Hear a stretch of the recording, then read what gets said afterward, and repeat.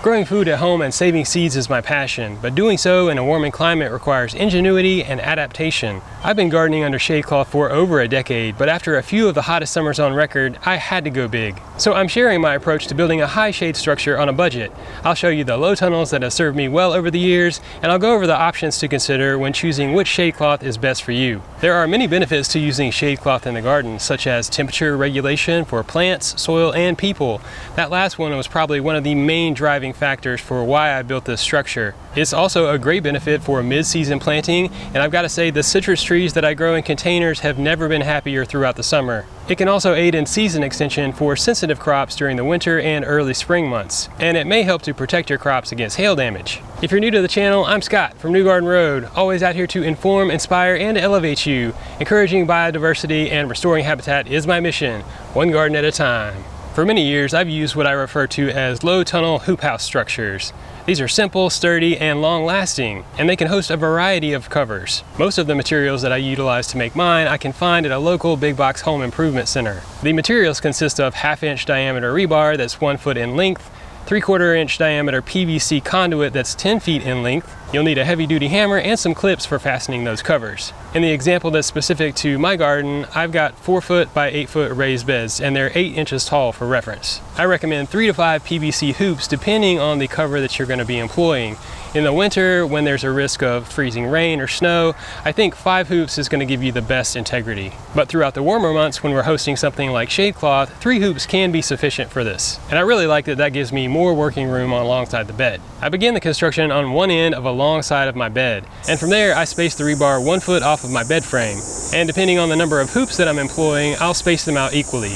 At that point, the PVC conduit will slip right over the rebar, arc over the raised bed, making a hoop. And then I'll use my clips to fasten the Shadecloth or whatever cover I choose. This approach gives me 40 inches of height on center, which is perfect for protecting some of my winter crops such as broccoli and kale. Over the last few summers, as the temperatures have gotten hotter earlier and have always extended well into the fall, my go-to low tunnel structures have become less practical long term. Because during the summer months, I like to grow a big jungle garden with some of the taller crops such as okra, corn, even some of the pole beans, and zinnias. That and the fact that it was becoming increasingly difficult for me to work out here deeper into the morning hours doing maintenance on my garden. So I set out to build the sturdiest, most low-cost structure that I could so that I could work under it. I do feel compelled to offer you a word of caution in this because this is a bit experimental in nature. I built a prototype last summer and it did pretty well. I've sought out to improve it, give it more integrity, but it's not foolproof. If you get some strong straight line winds, it's going to cause significant damage and can push off this Shadecloth. But the same could be said for the heavy duty shade structure that I have covering where I park my cars. Those are cemented into the ground by 2 feet, but still when we get winds over 40-45 miles per hour, I will take down that cover. So there are limitations to be mindful of and keep safety as a priority. While I could have had this professionally installed, it would have cost me several $1000s. So that's why I went at it the way I did, but I just wanted to caution you as you move forward because I care about you.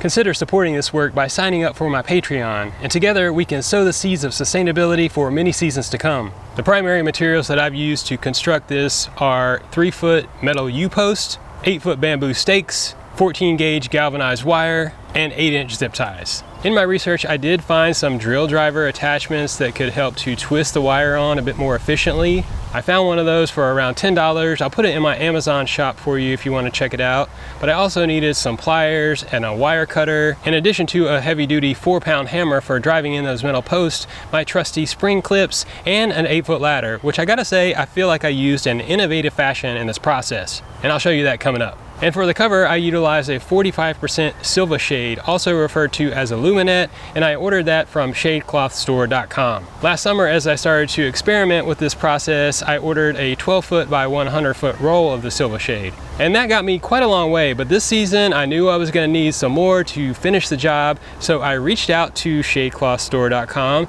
and they were nice enough to send me another roll. So thank you Shadeclothstore.com for sponsoring this video. In the past, I purchased a lot of the 40 and 60% Shadecloth locally at the Natural Gardener in South Austin. Now when you go on Shadeclothstore.com, you will find a lot of options for shade coverings. You can order it with finished edging and grommets every 2 feet, which can add some integrity to it and make it easier to put up. You'll find shade cloth ranging from 30 to 80%, and you're going to choose based on your application. For a garden, I want something in the range of 40 to 50%. If I want to construct a reflective barrier, which I'm going to talk about coming up, I might choose something in the 60 to 80% range. Now you can find it in black, white, or silver like I've got back here. I really like the silver. It just feels a little bit more airy and brighter under there, and along with making it more comfortable to work, I feel like it looks pretty good. Behind me is a high tunnel structure. This is basically a scaled up version of the low tunnels that I was showing you earlier, and I use this for protecting my citrus trees and tender tropicals throughout the winter, but this time of year when we're really hot, I can utilize it for a similar thing.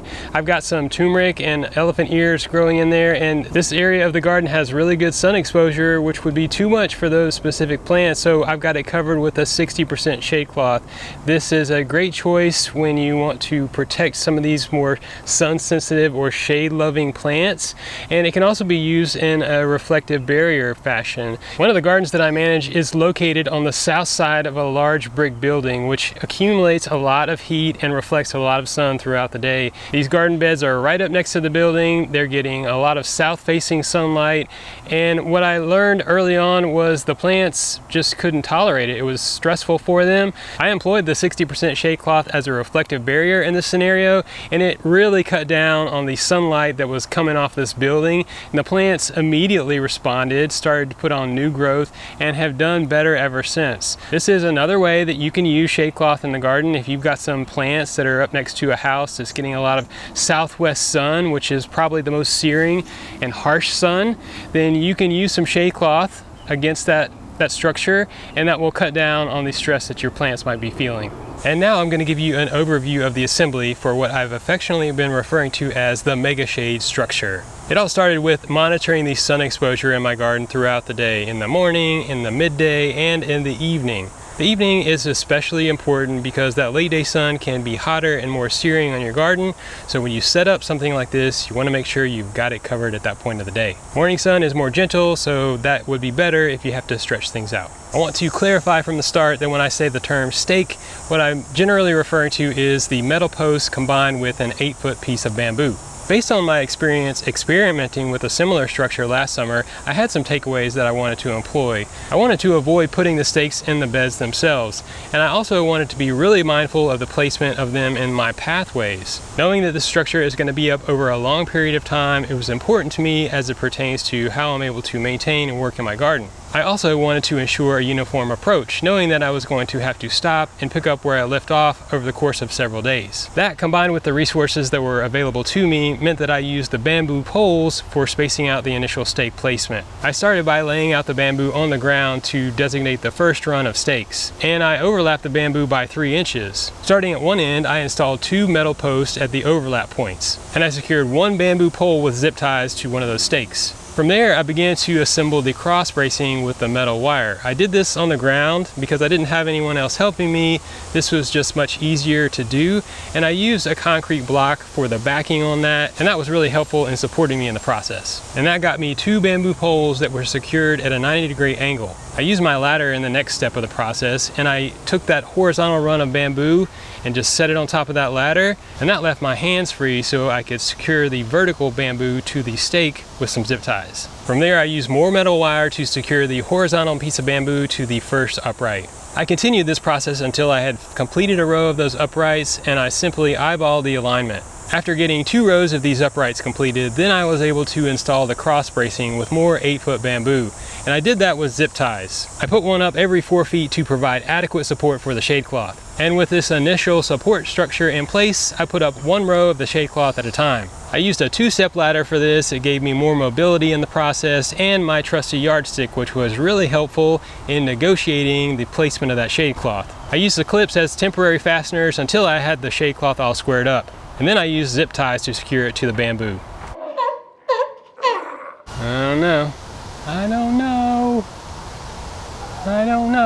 Now check out more awesome gardening videos on my channel. Like this video and follow New Garden Road for weekly content. You can grow your own food. Keep it organic.